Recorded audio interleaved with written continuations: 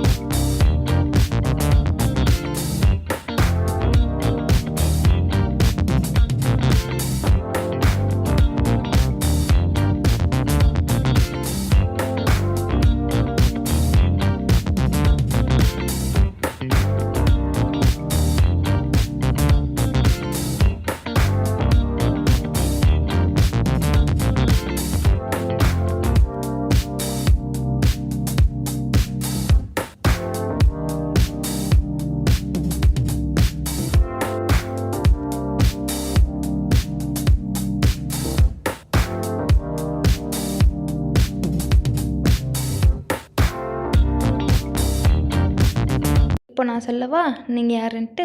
உங்களோட ஸ்கோர் வந்து 0 to 4 இருந்துச்சுன்னா நீங்கள் வந்து ரொம்ப சில்லாக இருப்பீங்க, சிடு கோவப்பட மாட்டீங்க, உண்மையாக இருப்பீங்க, ஃப்ரெண்ட்லியாக இருப்பீங்க. இதுதான் நீங்கள்.